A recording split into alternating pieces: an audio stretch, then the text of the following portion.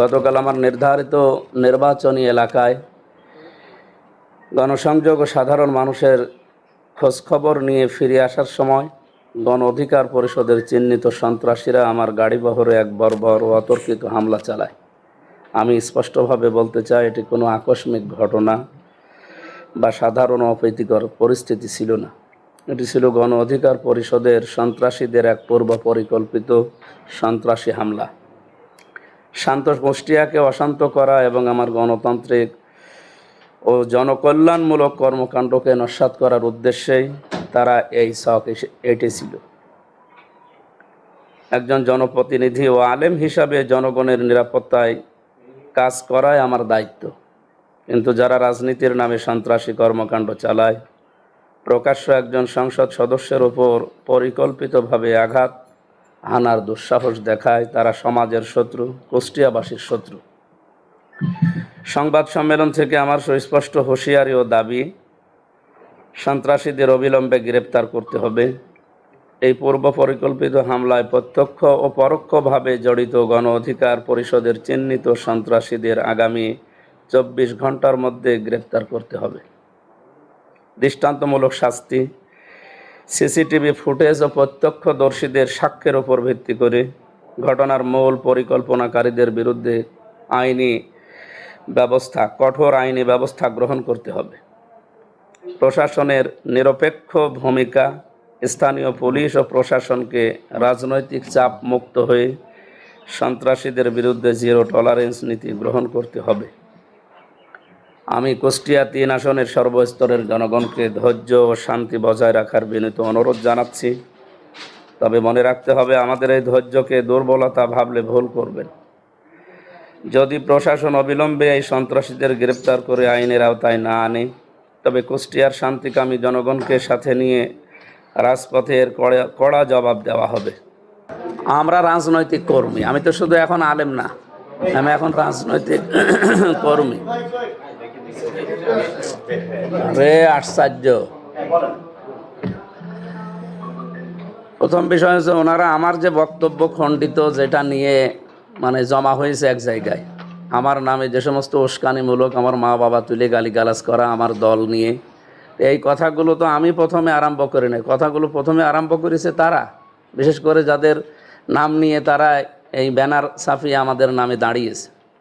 আমি তাদের নামও নিতে চাই না, কারণ আমার নাম নিতেও কেমন লাগে। এই মানুষগুলোই প্রথমে আমাদের দল নিয়ে, বিশেষ করে আমার নাম নিয়ে তারা যে সমস্ত প্রপাগান্ডা ছড়িয়েছে আর মিথ্যা তথ্য জাতির সামনে দিয়েছে আমার খণ্ডিত বক্তব্য নিয়ে। আমি তাদের দল নিয়ে বা তাদের নিয়ে কি বলেছি? আমি একটা উদাহরণ দিতে গিয়ে বলেছিলাম, এই দেশে বহু দল আছে এমন, যে দলের সভাপতি সেক্রেটারি ছাড়া সেরকম আর লোক নেই। এমনকি সভাপতি সেক্রেটারিও অন্য দলে চলে যায়, সে দলের আর কোনো অস্তিত্ব থাকে না। তো এই কথাটা মিথ্যা কি আর এর ভেতরে কম বেশি কি? অথচ ওনারা আমার দলের নাম নিয়ে গুপ্ত মুপ্ত এমন কোনো শব্দ বলে নাই, আর আমার নাম নিয়ে তো উল্টোপাল্টা বলেছেই। সেই জায়গায় আমি আসরের নামাজ পড়ার পরে ইসলামী ভার্সিটির পাশে যেখানে ছিলাম, ওখান থেকে আসতে আসতে শুনলাম ওনারা যে কাজগুলো করেছে, আসলে এগুলো এই যে আমার লিখিত বক্তব্যে আছে, এগুলো পূর্ব পরিকল্পিত এবং সবগুলো সন্ত্রাসী কাজ। আমাকে মেরে ফেলার হুমকি ফেসবুকে দিয়েছে, এমনকি লাইভ করি। এই যে সিয়াম শেখ না কি যেন নাম, সিয়াম শেখ না, ওর বানান দেখেছেন? শেখ বানান তো হয়নি, সিয়াম শেখ। তার মানে ওর লেখাপড়ার দূর বোঝা, যেগুলো টোকায়।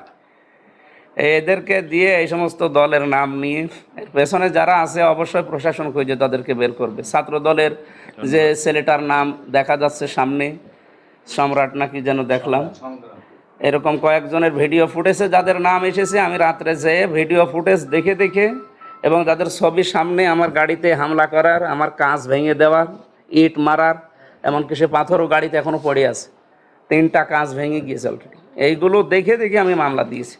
ইন্না সামআ ওয়াল বাসারা ওয়াল ফুআদা কুল্লু উলাইকা কানা আনহু মাসউলা। কিয়ামতে সব কিছু জিজ্ঞাসিত হবে।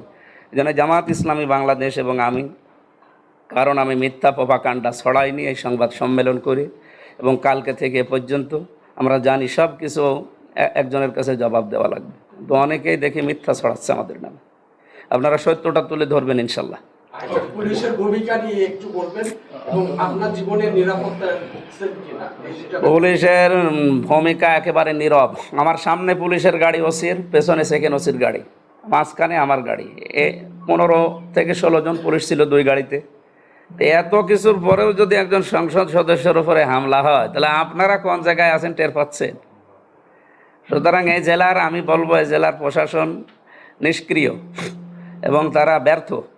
একটা সংসদ সদস্য এবং আমার মেয়েরও এই গলার চেন টান মেরে খুলে নিয়েছে। তো যেখানে এমপির মেয়ে নিরাপদ না, তারা পথে ঘাটে হামলার শিকার হয়, তাদের জিনিসপত্র ছিনতাই হয়, তো সেখানে সাধারণ মানুষ কী অবস্থায় আসে এই জেলায়।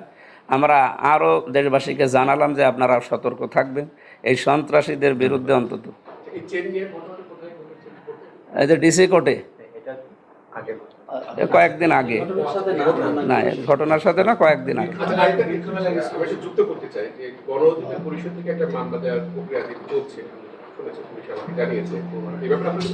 না ওরা মামলা দেবে কোন এন্টি ধরে? মামলা তো আমাদের আরো মামলা দেওয়া দরকার, কারণ ওরা তো প্রথমে আক্রমণ করেছে, এই মিথ্যা প্রপাগান্ডাগুলো তারা ছড়িয়েছে।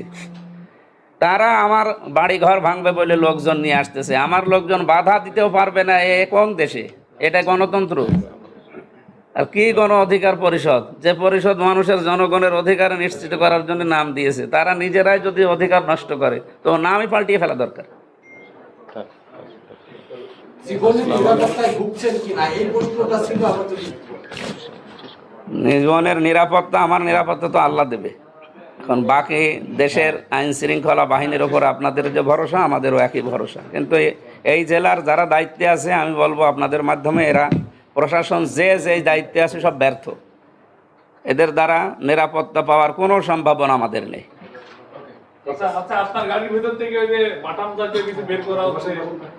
আমার গাড়িতে সব সময়,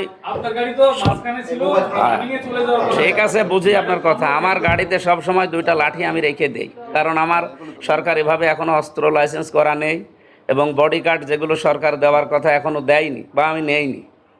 তো সেই হিসাবে যে 2টা লাঠি আমি সবসময় রেখে দেই, তো ওই লাঠি তো আমার নিজের সিকিউরিটির জন্য, হেফাজতের জন্য। যখন ওরা আরম্ভ করেছে তখন আমার ড্রাইভার নেমে ওই লাঠি নিয়ে নেমে গেছে, আমি নিজে স্টারিং ধরে গাড়ি চালিয়ে নিয়ে গেছি। ওই সময় একটা ইট মেরে আমার কাজ ভেঙে দিয়েছে।